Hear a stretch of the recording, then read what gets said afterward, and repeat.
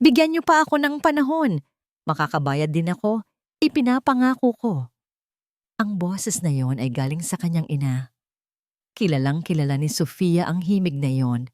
Ngunit ngayon, mayroon itong kakaibang talas. Isang panginginig na hindi pa niya kailanman narinig. Nakatago sa likod ng malalapad na dahon ng gabi sa hardin, pinipigil ni Sofia ang kanyang paghinga. Mula sa kinatatayuan niya, tanaw niya ang anino ng kanyang mama. Elena, na nakatayo malapit sa pader, hawak ang cellphone sa tainga. Ang maligayang tugtog ng Happy Birthday na nagmumula sa loob ng bahay ay tila isang malayong alingaw-ngaw lamang. Dito sa labas, sa ilalim ng malamlam na ilaw ng buwan, ang tanging maririnig ay ang takot sa boses ng kanyang ina. Hindi niyo pwedeng gawin yan. Pakiusap.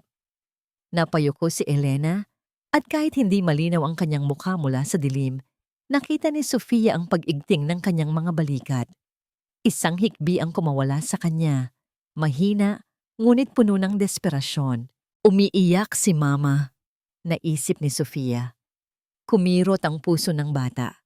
Gusto niyang tumakbo at yakapin ito, pero may kung anong pumipigil sa kanyang mga paa. Ang babaeng nakikita niya ngayon ay hindi ang kanyang ina na laging nakangiti at nag-aalaga sa kanya. Ang babaeng ito ay isang estranghero na balot ng takot. Ibinaba ni Elena ang tawag. Nanatili siyang nakatayo roon ng ilang saglit.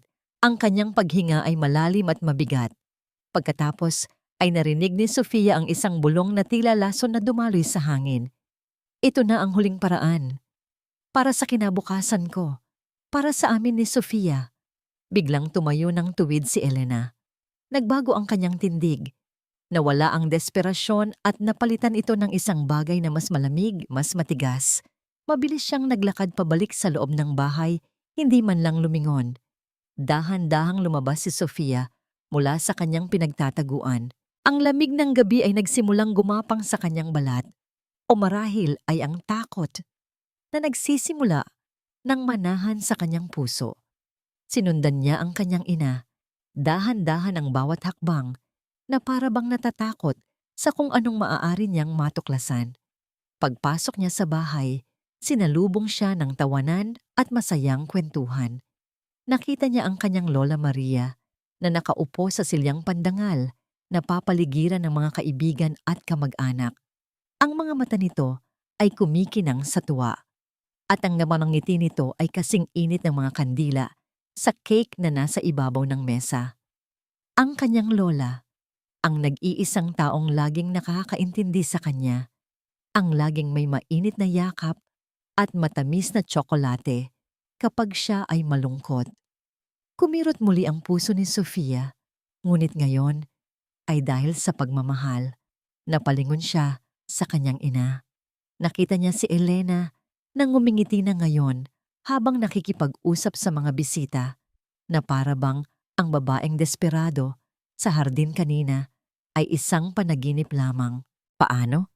Paano nagagawa iyon ni Mama? Isang malamig na kaba ang gumapang sa kanyang dibdib. Naglakad ang kanyang ina patungo sa kusina.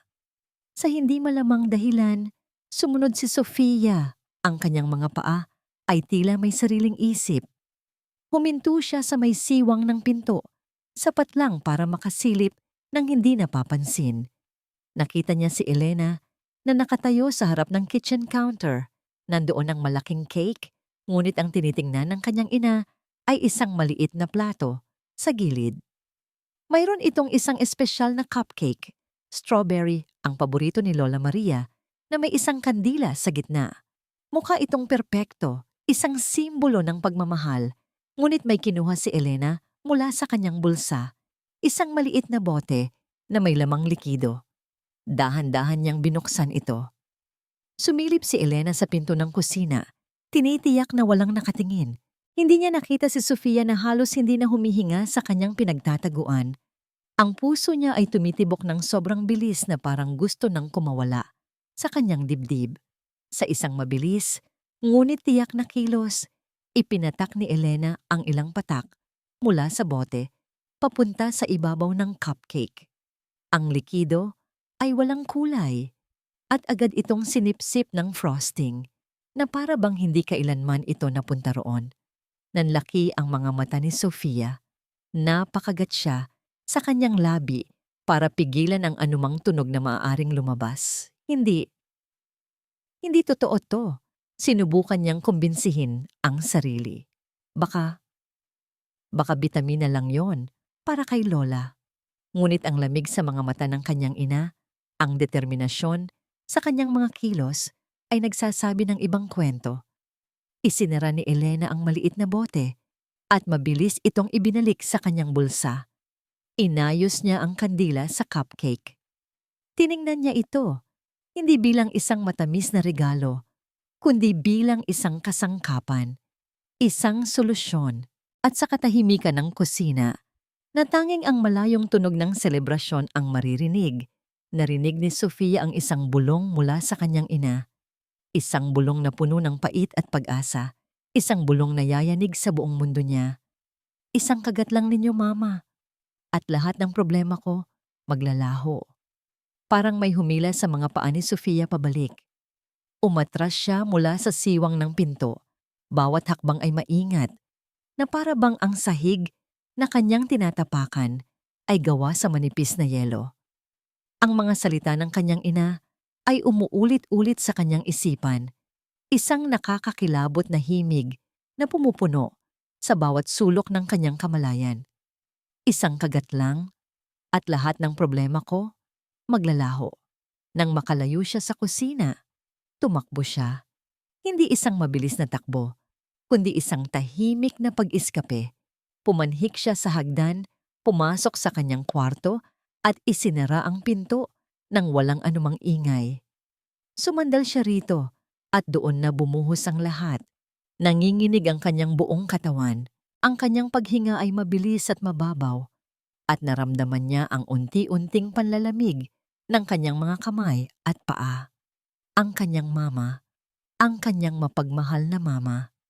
Isang imahe ang pumasok sa kanyang isip. Si Elena, nakaluhod sa tabi ng kanyang kama, inaayos ang kanyang buhok habang binabasahan siya ng kwento. Ang malambing na boses nito na nagsasabing, "Mahal na mahal kita, anak." Pagkatapos, isa pang imahe ang sumunod. Si Elena, na may matigas na tingin sa kanyang mga mata, nagpapatak ng lason sa isang inosenteng cupcake. Napahawak si Sofia sa kanyang ulo. Hindi pwede. Nagkakamali lang ako ng dinig. Nagkaakamali lang ako ng nakita. Pero alam niya sa kaibuturan ng kanyang puso na hindi. Ang takot na nakita niya sa hardin, ang lamig na naramdaman niya sa kusina. Lahat ay totoo. Napaupo siya sa sahig, niyakap ang kanyang mga tuhod. Ano ang gagawin niya? Sasabihin ba niya sa kanyang papa? Umiling si Sofia. Mahal na mahal ni Papa si Mama. Sasabihin lang nito na guni-guni niya lang ang lahat. Sasabihin nito na pagod lang siya. Hindi ito maniniwala. Walang matandang maniniwala sa isang batang tulad niya laban sa isang perpektong ina. Sasabihin ba niya kay Lola? Ang pag-iisip pa lang na makita ang sakit at pagkadismaya sa mukha ng kanyang lola ay sapat na para pigilan siya. Baka atakihin pa ito sa puso sa sobrang gulat. Hindi niya kayang ilagay sa ganoong panganib ang kanyang lola. Pakiramdam niya ay nag-iisa siya. Isang bata na may hawak na isang napakabigat na sikreto. Mula sa kanyang kwarto, dinig pa rin niya ang saya sa ibaba. Ang mga tawanan. At sa gitna ng lahat, narinig niya ang boses ng kanyang Lola Maria. Tumatawa sa isang biro ng bisita. Isang tawa na dalisay at puno ng buhay. Biglang may nagbago sa loob ni Sofia. Ang takot ay nandoon pa rin, nangingibabaw. Ngunit sa ilalim nito, isang bagong damdamin ang nagsimulang umusbong. Isang nag-aalab na determinasyon. Hindi niya hahayaang may mangyaring masama kay Lola. Hindi niya hahayaan. Mabilis siyang tumayo. Naghahanap ang kanyang mga mata sa paligid. Anong gagawin niya? Kailangan niyang magbigay ng babala. Nakita niya ang isang paper napkin sa kanyang maliit na mesa. Tira mula sa merienda niya kaninang hapon. Kinuha niya ito at ang ballpen na ginamit niya sa kanyang homework. Umupo siya sa sahig. Nanginginig pa rin ang mga kamay. Inilagay niya ang papel sa ibabaw ng isang libro at nagsimulang magsulat. Ang kanyang mga letra ay garalgal at hindi pantay-pantay. Isang testamento sa takot na kanyang nararamdaman. Lola, huwag ninyong kainin ang cupcake. Huminto siya sandali. Huminga ng malalim. Nasa panganib ang buhay ninyo. Tinitigan niya ang mga salita. Simple lang, direkta. Sana ay sapat na ito. Maingat niyang tiniklop ang kapirasong papel at itinago sa bulsa ng kanyang bestida. Huminga siya ng malalim. Pinipilit na pakalmahin ang nagwawalang puso sa kanyang dibdib. Kailangan niyang bumalik doon. Kailangan niyang humanap ng tiyempo. Dahan-dahan niyang binuksan ang pinto ng kanyang kwarto at maingat na bumaba ng hagdan. Ang bawat hakbang ay isang pakikipaglaban sa pagnanais na bumalik at magtago. Pagdating niya sa sala, nakita niya ang isang eksenang nagpatigil sa pagtibok ng kanyang puso. Nakatayo ang kanyang mama Elena. Sa gitna, may hawak na isang tray na puno ng mga cupcake. Ang kanyang namanyang ngiti ay maliwanag at perpekto. Naglalakad siya papalapit sa kanyang Lola Maria. Mama, sabi ni Elena sa isang boses na matamis pa sa asukal. Ito po ang special cupcake para sa inyo. Inilapag ni Elena ang plato na may iisang cupcake sa harap ng kanyang lola. Ang cupcake na may lason. Tumingin si Lola Maria kay Elena nang may pagmamahal. Salamat anak, napakabuti mo talaga. Pakiramdam ni Sofia ay huminto ang mundo. Wala na siyang oras. Lola Maria ay nakangiti. Ang kanyang mga mata ay kumikinang sa tuwa habang tinititigan ang cupcake sa kanyang harapan.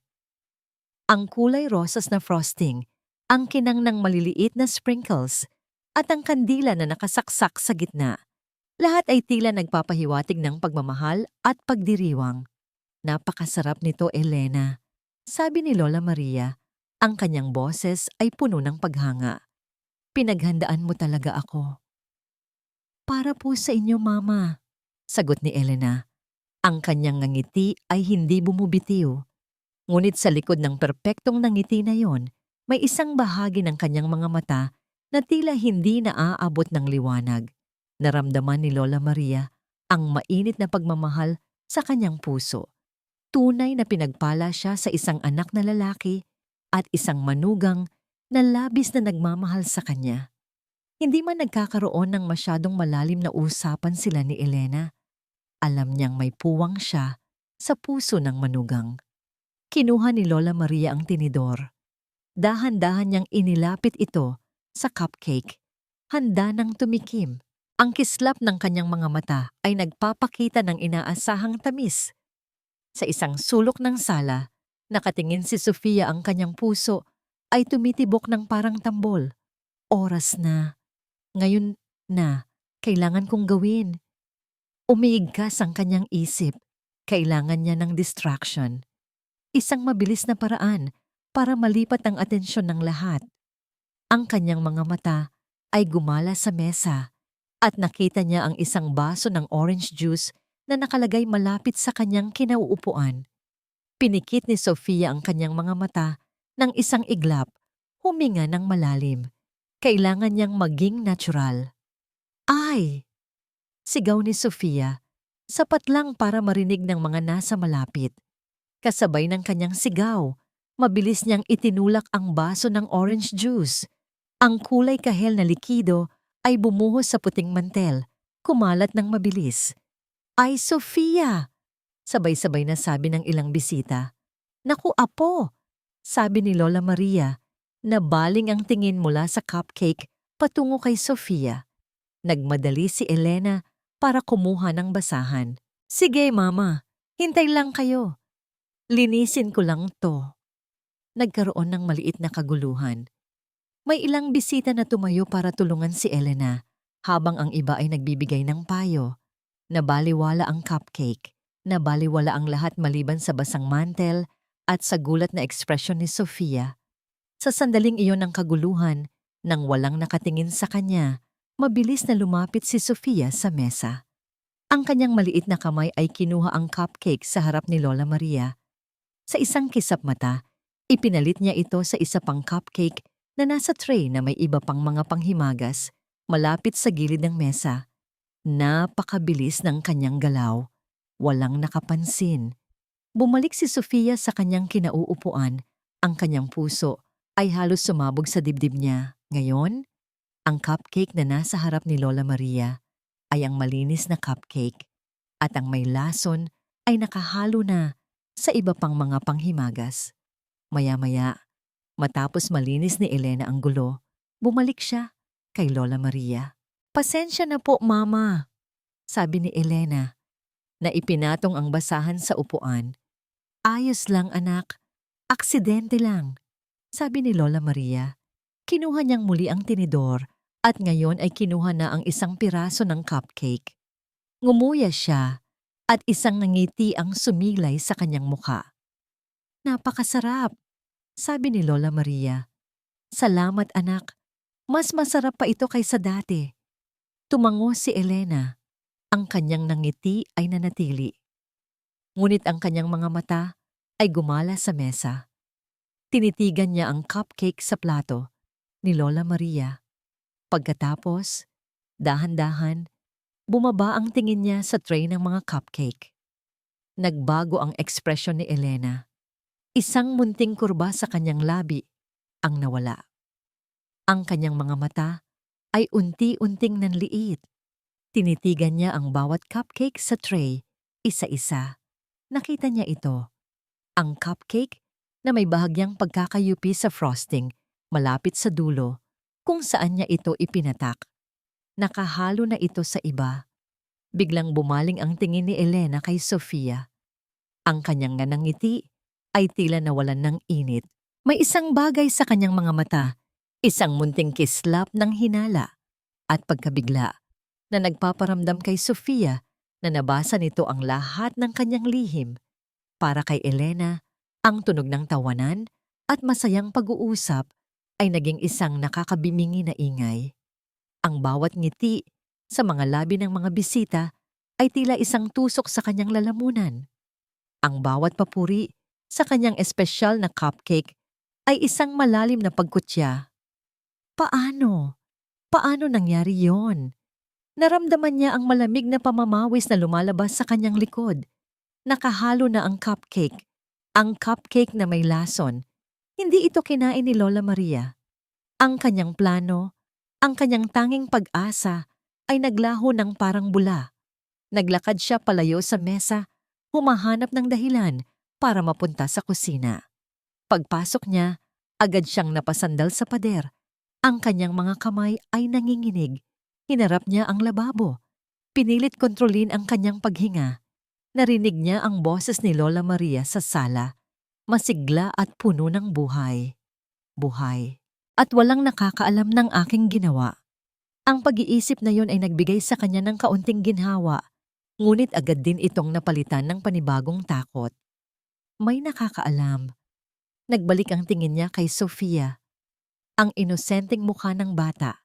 Ang munting aksidente sa juice. Masyadong perpekto, masyadong tiyempo. Pero bata lang si Sofia. 10 taong gulang. Paano nito malalaman? Maliban na lang kung may narinig siya. Isang bagong alon ng takot ang bumalot kay Elena. Kung may narinig si Sofia, hindi lang ang plano niya ang nasa panganib, kundi ang kanyang buong buhay. Nag-vibrate ang cellphone niya sa bulsa. Agad niya itong kinuha. Isang text message mula sa isang hindi kilalang numero. Deadline bukas. Kung hindi ka magbabayad, babasagin namin ang iyong laruan. Kalakip ang isang litrato ng labas ng bahay nila. Ang kanyang bahay. Ang kanyang pamilya. Nanlamig ang kanyang mga kalamnan. Hindi na ito tungkol sa yaman. Ito ay tungkol sa kaligtasan. Sa kanyang kaligtasan. Lumabas si Elena ng kusina. Pinilit ang kanyang sarili rin ng ngumiti. Lumapit siya kay Sofia na tahimik na nakaupo sa tabi ng kanyang papa Marco. "Anak, gusto mo ba ng cupcake?" sabi ni Elena, na kumuha ng isa mula sa tray, hindi ang may lason, kundi isa sa mga malinis. "Ang sarap daw," sabi ni Lola. Umiling si Sofia. Bahagyang nanlaki ang kanyang mga mata. "Busog na po ako, Mama." "Talaga? Hindi ka ba nag-aksaya ng masyadong maraming lakas kanina?" sabi ni Elena. Ang kanyang boses ay malambing, ngunit may bahid ng pagsubok. "Ang galing mo namang magpalit ng baso. Para kang nagmamadali." Tinitigan ni Sofia ang kanyang ina. Ang kanyang mga mata ay tila nagtatago ng isang bagay, isang takot na hindi na kayang itago. "Hindi po, Mama," sabi ni Sofia. Bahagyang nanginginig ang kanyang boses. "Nataranta lang po ako." Ngumiti si Elena. Isang nangiting hindi umabot sa kanyang mga mata. "Ah, ganun ba? Akala ko kasi." Huminto siya, nagkunwaring nag-iisip. "Akala ko kasi may nakita kang kakaiba." Umiling si Sofia ng mas mabilis. "Wala po, Mama. Wala po akong nakita." May nagsabi sa loob ni Elena na hindi totoo ang sinasabi ni Sofia. Mayroon itong alam. Ngunit ang pagiging bata ni Sofia ay nagbigay din sa kanya ng isang ideya. Masyado pa siyang bata para magsalita. Masyado pa siyang bata para paniwalaan. Ngayon, kailangan niyang kumilos, mas mabilis kaysa dati. Nang matapos ang selebrasyon at makauwi na ang lahat ng bisita, sinamantala ni Elena ang pagkapagod ng lahat. Sinigurado niya na nakatulog na si Sofia at si Lola Maria. Dahan-dahan siyang naglakad patungo sa silid-aralan ni Lola Maria. Ang silid kung saan nakatago ang lahat ng mahahalagang dokumento. Ang mga salita ng kolektor ay umuulit-ulit sa kanyang isip. Bukas ang deadline. Binuksan niya ang pinto nang walang ingay. Ginawa niyang maingat ang bawat hakbang. Ang mga anino sa silid ay tila nagkukubli ng kanyang kasamaan. Nagsimula siyang maghalungkat sa mga drawer ng mesa ni Lola Maria.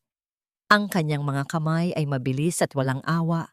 Hinahanap ang anumang bagay na may kinalaman sa lupa. Sa bangko, sa testamento. Narinig niya ang isang tunog sa likod niya. Mabilis siyang napalingon. Nakatayo si Marco sa pintuan. Nakasandal sa frame. Ang kanyang mga mata ay naniningkit. "Elena?" tanong ni Marco. Ang kanyang boses ay mahina, ngunit nagpapahiwatig ng hinala. "Anong ginagawa mo rito ng ganitong oras?" Nanlamig ang buong katawan ni Elena.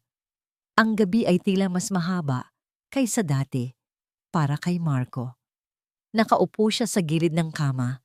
Pinapanood si Elena na nagmamadaling ayusin ang sarili pagkatapos niyang mahuli ito sa silid-aralan ng kanyang ina. Ang paliwanag ni Elena na naghahanap lang siya ng pampatulog para kay Lola Maria na umano'y hindi makatulog ay tila makatwiran sa simula. Ngunit mayroon pa ring isang munting tinik sa puso ni Marco. Ang mga mata ni Elena ay tila masyadong malaki at ang kanyang ngiti ay masyadong pilit. "Bakit hindi mo na lang ako ginising?" tanong ni Marco. Ang kanyang boses ay kalmado, ngunit puno ng pagdududa. "May alam naman akong pampatulog na hindi hahanapin sa office ni Mama." Natawa si Elena, isang tunog na artipisyal. "Ayaw kitang abalahin, mahal. Alam kong pagod ka."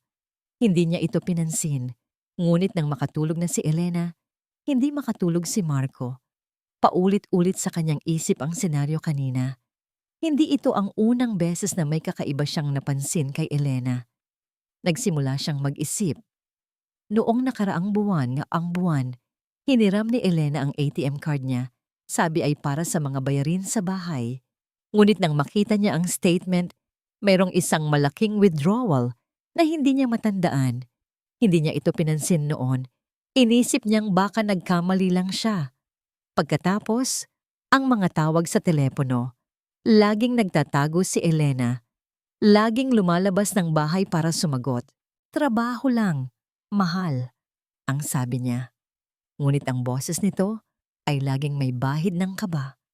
Iniisip ni Marco ang lahat ng ito. Ang mga maliliit na butas sa pader ng kanilang buhay ay unti-unting lumalaki. At ngayon ay tila nagiging isang malaking bitak. Nagpa siya siyang imbestigahan. Hindi niya kayang hayaan ang kanyang ina na mapahamak at hindi rin niya kayang hayaan ang kanyang pamilya na masira ng isang lihim. Kinabukasan, habang nasa opisina, lihim na inaccess ni Marco ang online bank statement ng kanilang joint account.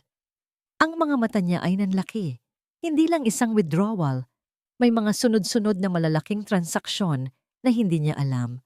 Karamihan ay papunta sa mga online gaming sites at ang iba ay sa mga loan shark na kumpanya. Mga nagpapautang na may mataas na interes. Nanginginig ang kanyang mga kamay habang nakatingin sa screen.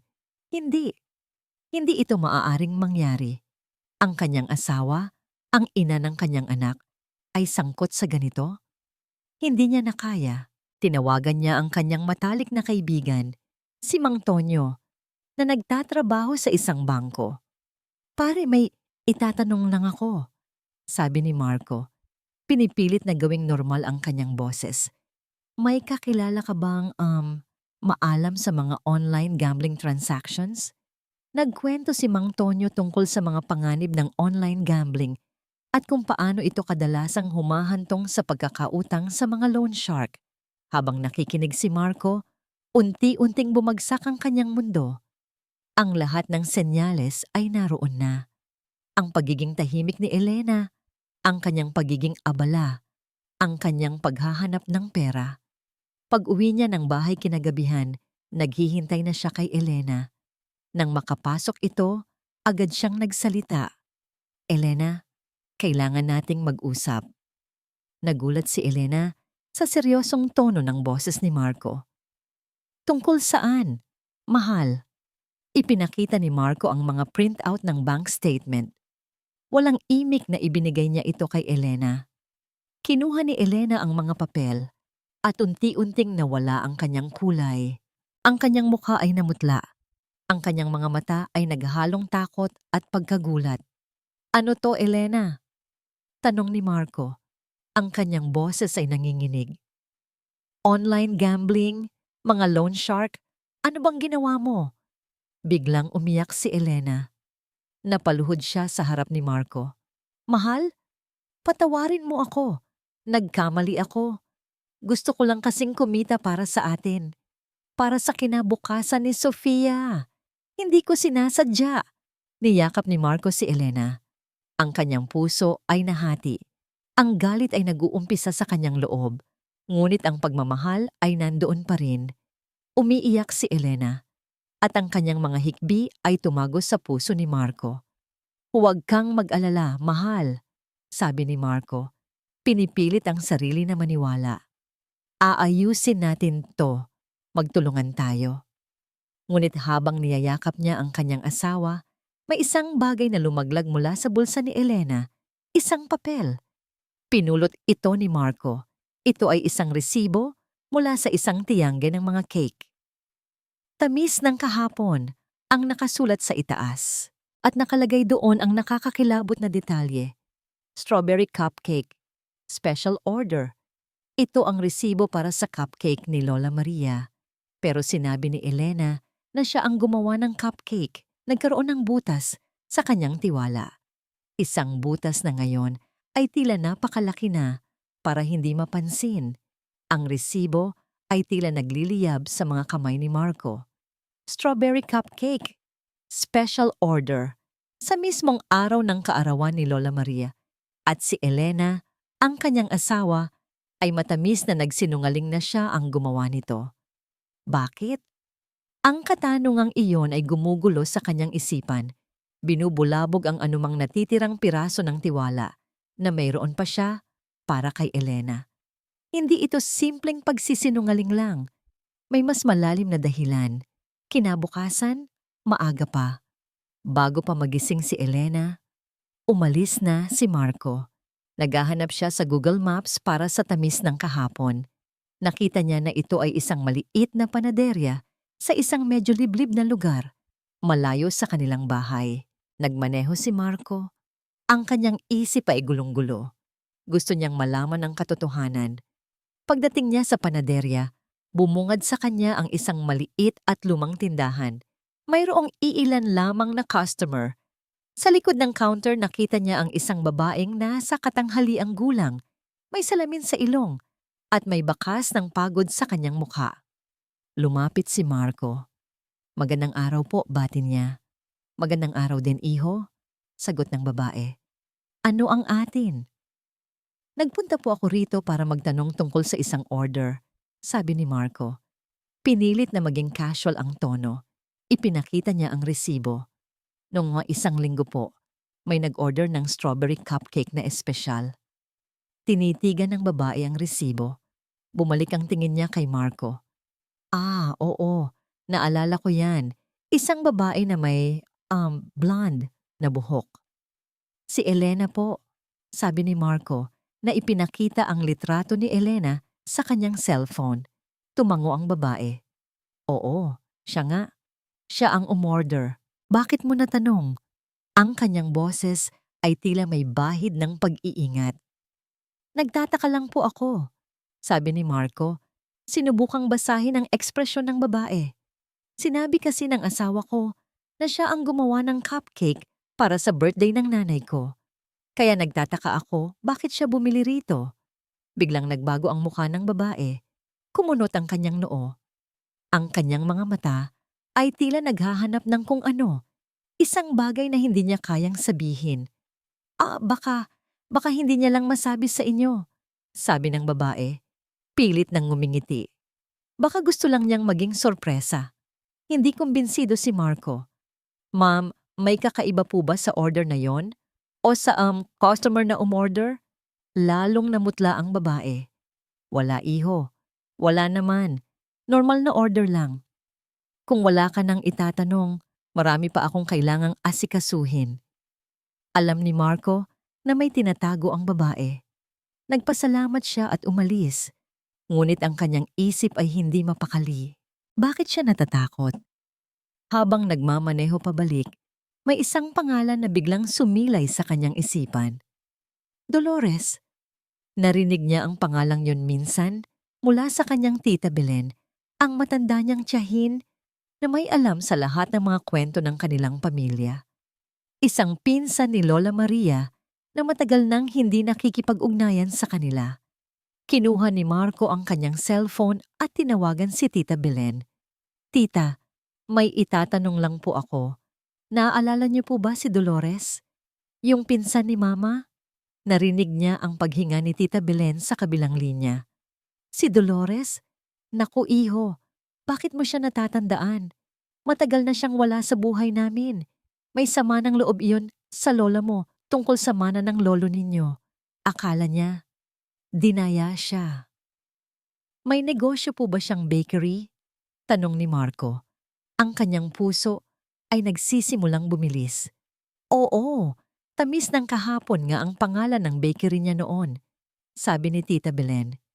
"Ang balita ko, yun pa rin ang pangalan ngayon. Pero bakit mo natanong, iho? May problema ba?"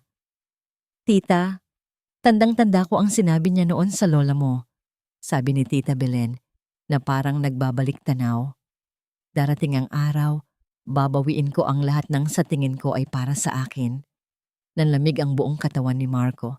Ang cupcake, ang pagtatago ni Elena, ang takot ni Dolores, ang galit ni Dolores sa kanyang lola. Hindi ito simpleng panloloko lang ng asawa niya. Mas malalim pa ito. Mas malala. Ang mundo ni Sofia ay tila bumaliktad. Mula ng gabing iyon ng kaarawan ni Lola Maria, naramdaman niya ang isang malamig na pader na nagtayo sa pagitan niya at ng kanyang mama Elena. Ang matamis na boses ng kanyang ina ay tila mayroon ng bahid ng yelo. Ang kanyang mga mata ay laging sumusulyap sa kanya, puno ng mga tanong na hindi masabi. Isang hapon, habang naglalaro si Sofia sa kanyang kwarto, pumasok si Elena. Hindi ito nakangiti. Ang kanyang mukha ay seryoso at ang kanyang mga mata ay mayroong kakaibang kislap na nagpaparamdam kay Sofia ng matinding takot. Umupo si Elena sa tabi ni Sofia, sa gilid ng kama. Hawak nito ang isang piraso ng papel. Ang papel na isinulat ni Sofia. "Anak," sabi ni Elena. Ang kanyang boses ay malambing, ngunit may bahid ng peligro. "Nakita ko ito sa bulsa mo." Nanlamig ang buong katawan ni Sofia. Pakiramdam niya ay may bumara sa kanyang lalamunan. Hindi siya makapagsalita. Ibinuklat ni Elena ang papel. Binasa niya ng malakas ang mga nakasulat. "Lola, huwag ninyong kainin ang cupcake. Nasa panganib ang buhay ninyo." Pagkatapos ay tiningnan ni Elena si Sofia ng direkta sa mata. Walang galit sa kanyang mukha. Walang sigaw. Walang hampas. Mas malala pa. Ang kanyang mukha ay puno ng malalim na kalungkutan. "Bakit, Sofia?" tanong ni Elena at bigla siyang umiyak. Hindi ito malakas na iyak, kundi mahina at hikbi-hikbi na parang nasasaktan. "Bakit mo ginawa to?" Nagsimulang umiyak din si Sofia. "Mama, akala ko po kasi." "Akala mo ano, anak?" Putol ni Elena at niyakap niya si Sofia ng mahigpit. "Akala mo ba balak kong saktan si Lola?" Umiling si Sofia, humihikbi. "Hindi ko po alam. May narinig po ako." "Anak, gusto ko lang sanang subukan ang inyong pagmamahal," sabi ni Elena. Hinahaplos ang buhok ni Sofia. "Alam kong may problema kami ng papa mo at gusto kong makita kung gaano kayo kamahal ni Lola sa akin, sa ating pamilya." Nagulantang si Sofia. "Subukan? Laro lang?" "Isang laro lang sana yon, anak." Patuloy ni Elena. Ang kanyang boses ay puno ng pagkadismaya. "Pero sinira mo ang lahat. Ngayon, nagagalit na ang papa mo sa akin. Maari na niya akong iwan. Maari na tayong maghiwalay." Hindi makapaniwala si Sofia sa kanyang narinig. Ang kanyang sariling inosenteng aksyon, ang kanyang pagtatangka na iligtas ang kanyang lola, ay maaaring maging sanhi ng pagkasira ng kanilang pamilya? "Hindi po. Hindi po yan totoo," bulong ni Sofia. "Totoo yan, anak," sabi ni Elena, na bumitaw sa yakap at tinitigan siya sa mata. "Hindi ba napansin mo kung gaano kaseryoso ang papa mo? Ang mga problema namin ay dahil sa iyo ngayon." Hindi na kaya ni Sofia. Ang bigat ng pagkakasala ay bumalot sa kanyang buong pagkatao. Ang kanyang inosenteng puso ay hindi kayang unawain ang ganitong klaseng kasamaan. Pakiramdam niya ay siya ang salarin. Siya ang dahilan ng lahat. "Huwag mong sasabihin ito sa papa mo, anak," sabi ni Elena. Ang kanyang boses ay tila isang sumpa. "Kung gusto mong manatili kami ng papa mo, kung gusto mong buo ang pamilya natin, kung mahal mo ako." Tiningnan ni Sofia ang kanyang mama. Ang kanyang mga mata ay puno ng luha. Wala siyang pagpipilian. Ayaw niyang masira ang kanyang pamilya. "Opo, mama," sabi ni Sofia. Ang kanyang boses ay halos hindi na marinig. "Hindi ko po sasabihin." Ngumiti si Elena. Isang ngangiting tagumpay. "Good girl. Ngayon, ibigay mo sa akin ang iyong tablet, anak. Kailangan mong mag-aral. Huwag ka munang maglalaro para makapag-isip ka." Walang pagtutol na ibinigay ni Sofia ang kanyang tablet. Sa mga oras na yon, pakiramdam niya ay masama siyang anak. Siya ang may kasalanan. Iniligtas niya si Lola. Oo, ngunit sa anong halaga? Naiwan si Sofia sa kanyang kwarto, umiiyak ng tahimik. Wala siyang lakas, wala siyang pag-asa. Pakiramdam niya ay nag-iisa siya sa isang madilim na silong ng takot. At walang sino man ang makakarinig sa kanyang pagtangis. 1 linggo na ang nakalipas mula ng kaarawan ni Lola Maria. At ang saya ay tila napalitan ng isang hindi maipaliwanag na anino sa loob ng kanilang bahay. Napansin ni Lola Maria ang pagbabago. Si Sofia, ang kanyang masiglang apo, ay naging tahimik. Hindi na ito naglalaro ng madalas at ang kanyang mga mata ay laging may bahid ng kalungkutan. Kapag tinatanong niya si Sofia kung may problema, iling lang ang sagot nito. At kung minsan ay may luhang gumugulong sa pisngi. Si Elena naman, ang kanyang manugang ay nagiging masyadong mabait, masyadong maalaga. Ang bawat kilos nito ay tila pinagplanuhan, bawat ngiti ay tila may gustong itago. Ang dating pagmamahal na nakikita ni Lola Maria sa mga mata ni Elena ay tila napalitan ng isang bagay na malamig at malayo. "May problema ba kayo ni Marco, anak?" Tanong ni Lola Maria isang hapon nang makita niyang tinititigan ni Elena ang kanyang cellphone nang may pag-aalala.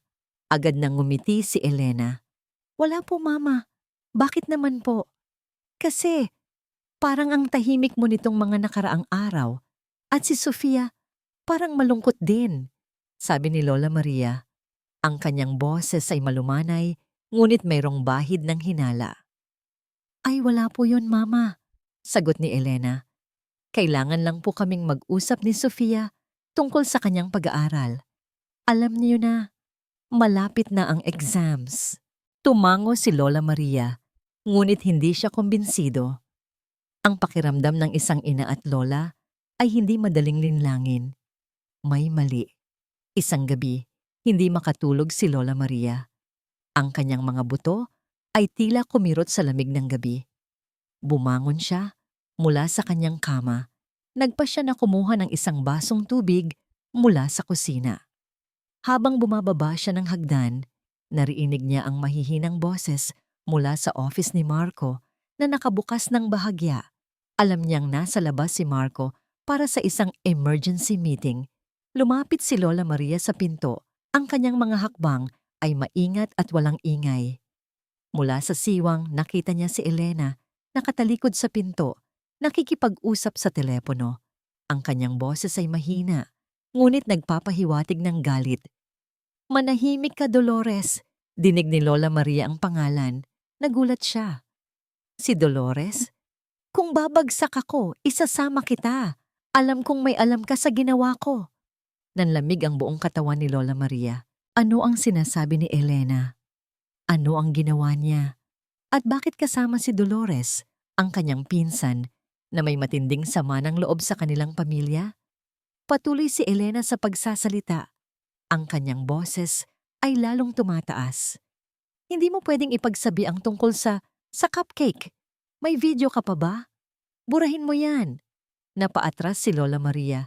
Pinipilit na huwag gumawa ng anumang ingay.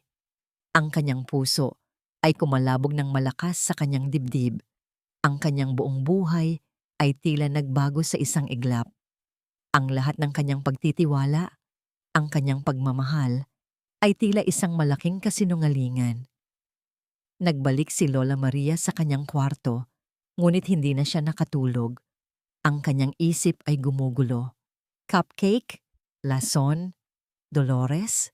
Kinaumagahan, nang umalis si Elena para mamili at si Sofia ay nasa kanyang kwarto, nagpasya si Lola Maria na gawin ang isang bagay na hindi niya pa nagawa kailanman. Pumasok siya sa kwarto ni Elena at Marco. Dahan-dahan niyang sinimulan ang paghahanap sa ilalim ng kama, sa loob ng cabinet, sa mga drawer. Alam niyang mali ang kanyang ginagawa, ngunit kailangan niyang malaman ang katotohanan. Para kay Sofia, para sa kanyang sarili. Sa ilalim ng kama, sa isang hindi gaanong kapansin-pansing bahagi, nakita niya ang isang maliit na bag na gawa sa tela. Matagal na niyang napansin ito roon, ngunit inakala niyang lumang bag lang yon ni Elena. Kinuha niya ito. Mabigat ito. Binuksan niya. Nandoon ang isang tumpok ng pera, 12,000 piso, mga passport, at sa ilalim ng lahat, isang maliit na bote na may lamang likido. Kinuha ni Lola Maria ang bote. Halos wala ng laman. Ang label ay malinaw na nakasulat, Digoxin. Kinilabutan siya. Ang digoxin ay isang gamot sa puso, ngunit sa malaking dosis, ito ay nakamamatay. Ang cupcake, ang lason, ang boses ni Elena sa telepono.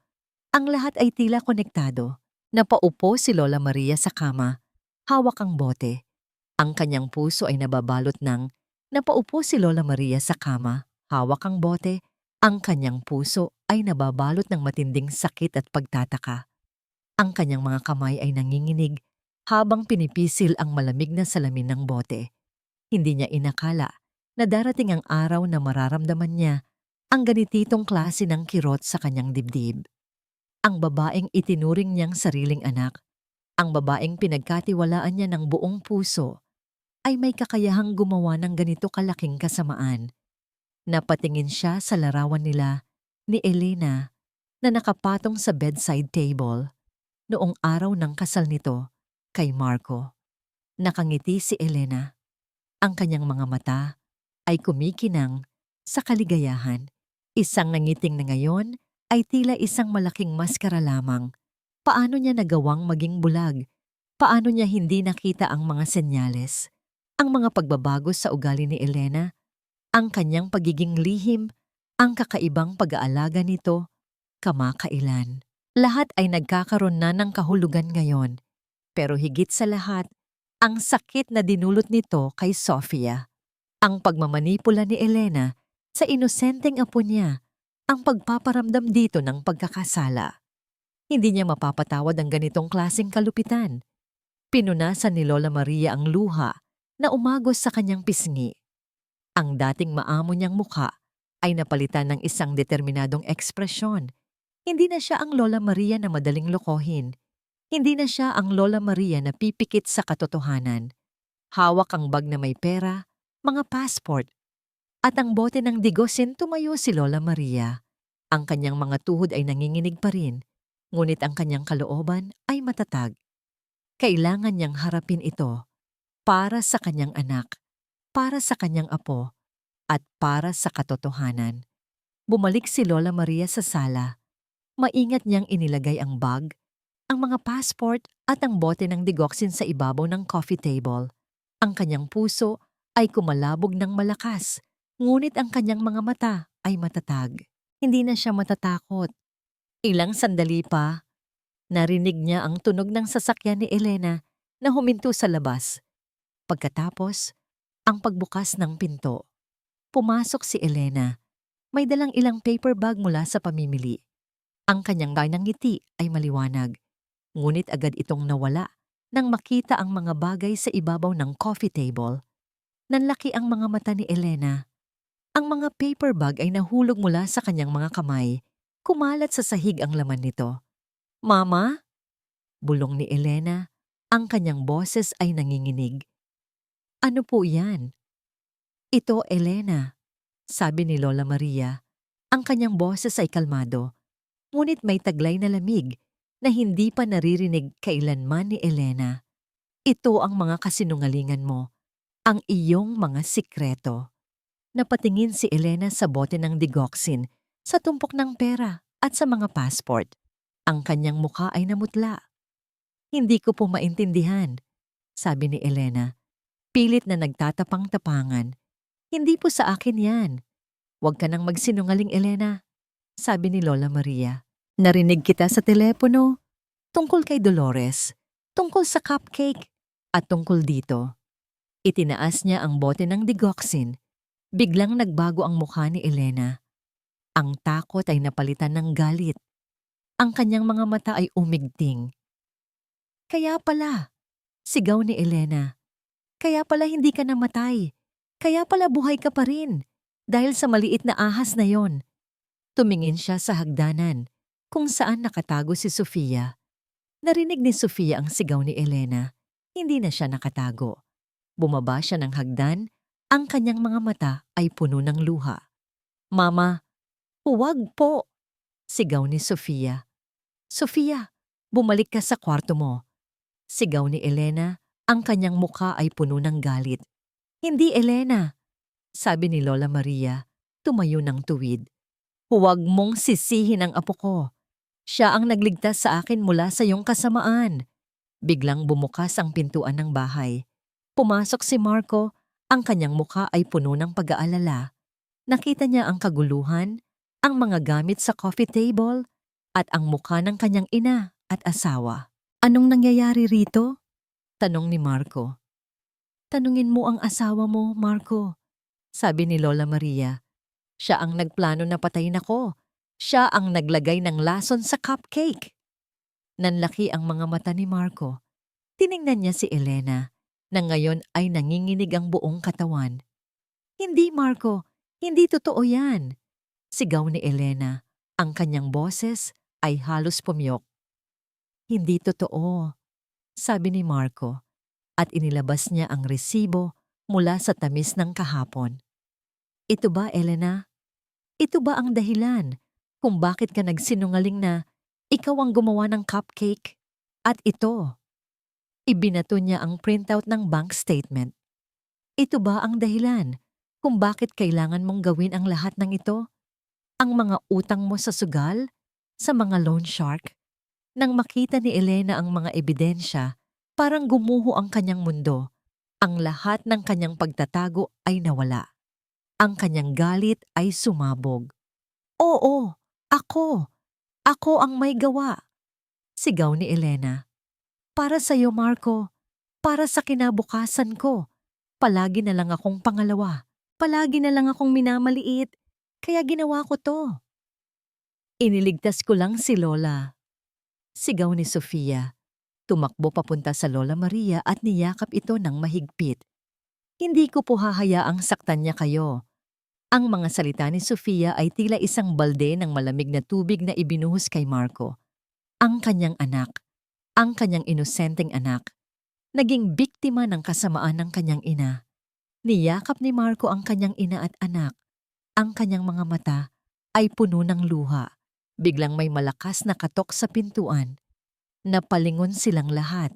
Bumukas ang pinto at 2 pulis ang nakatayo roon. Napatingin si Marco sa mga pulis. Ang kanyang boses ay nanginginig.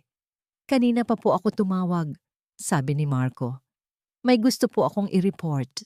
Model tuyệt vời, đây là chương cuối cùng, chương 11, nơi câu chuyện sẽ kết thúc với thông điệp về hy vọng và sự chữa lành. Đây là chương 11. Chapter 11. Ang bagong umaga. Makalipas ang ilang buwan, ang bahay na minsan ay nababalot ng takot at lihim ay unti-unting muling napuno ng buhay. Hindi kailanman nawawala ang mga bakas ng nakaraan. Ang sugat na nilikha ng pagtataksil ni Elena ay malalim at ang paggaling ay isang mahabang proseso. Ngunit ang pamilya ay nagsisimula nang bumangon. Si Marco, mula ng gabing iyon, ay naging mas mapagmasid at maalalahanin. Madalas na siyang umuuwi ng maaga mula sa trabaho, tinitiyak na makasama si Sofia at Lola Maria. Ang kanyang pakiramdam ng pagkakasala ay mabigat pa rin, ngunit ginagamit niya ito bilang motibasyon para maging mas mabuting ama at anak. Si Lola Maria, bagaman mayroon pa ring malalim na lungkot sa kanyang mga mata, tuwing naaalala si Elena, ay naging mas matatag. Ang kanyang pagiging maamo ay napalitan ng isang bagong lakas. Natutunan niyang maging mas maingat, ngunit hindi nawala ang kanyang pagmamahal sa buhay at sa kanyang pamilya. Para kay Sofia, ang pagkawala ng kanyang mama ay isang malaking dagok. Maraming gabi siyang umiyak, nagtatanong kung bakit. Ngunit sa tulong ni Lola Maria at Papa Marco, unti-unting natutunan niyang tanggapin ang katotohanan. Mas naging malapit siya kay Lola Maria at ang kanilang samahan ay naging mas matibay. Isang hapon, habang nag-aaral si Sofia, may isang sulat na dumating. Galing ito kay Elena. Matagal itong tinitigan ni Sofia. Ang kanyang puso ay kumalabog. Binuksan niya. Ang sulat ay maikli. Isang simpleng paghingi ng tawad. Anak, patawarin mo ako. Nagkamali ako. Sana, isang araw, maintindihan mo ako. Mahal kita. Pinakita ni Sofia ang sulat kay Lola Maria. Tahimik itong binasa ng matanda. Walang galit sa kanyang mukha. Tanging lungkot at isang bahid ng pag-unawa. Anong pakiramdam mo, apo? Tanong ni Lola Maria. Niyakap ni Sofia ang kanyang lola. Masakit pa rin po, Lola. Pero parang may kaunting ginhawa po. Ngumiti si Lola Maria. Iyan ang unang hakbang sa pagpapatawad, apo, ang ginhawa. Isang umaga, pagkatapos ng almusal, Nagpasya si Lola Maria na magturo kay Sofia ng isang lumang recipe ng panaderya. Hindi cupcake, kundi isang simpleng tinapay, isang pandesal na laging ginagawa ng kanyang ina noong bata pa siya. Sa kusina, ang amoy ng harina at lebadura ay pumuno sa hangin. Magkasama silang nagmamasa ng dough. Ang maliliit na kamay ni Sofia ay gumagaya sa bawat kilos ng kanyang lola. "Ganito, apo," sabi ni Lola Maria. Itinuturo kung paano ihubog ang dough. Ang bawat piraso ay mahalaga. Kahit na maliit, may sarili itong ganda. Natawa si Sofia. "Pero Lola, hindi po ba masarap ang cupcake?" Ngumiti si Lola Maria. "Masarap, apo. Pero kung minsan, ang pinakasimpleng bagay ang pinakamatamis. Ang walang halong kasinungalingan. Ang walang halong sakit." Ang tawa ni Sofia ay umalingaw sa kusina. Isang musika na matagal nang nawala sa bahay. Habang tinititigan ni Sofia ang kanyang lola, ang kanyang mga mata ay puno ng pagmamahal. Alam niya na ang kanyang lola ay nagpatawad na sa kanyang sariling paraan. At habang ang bagong lutong pandesal ay lumalabas mula sa oven, ang init at amoy nito ay nagdala ng panibagong pag-asa. Tumingin si Sofia sa kanyang Lola Maria na nakangiti sa kanya at alam niya na kahit gaano kadilim ang anino ng nakaraan, ang pagmamahal ay laging makakahanap ng paraan para sumikat. Ang kanyang lola ay nandoon. Ang kanyang papa ay nandoon. At sila, bilang isang pamilya, ay magpapatuloy. May mga sugat man sa puso, ngunit mas matatag at mas mapagmahal kaysa dati.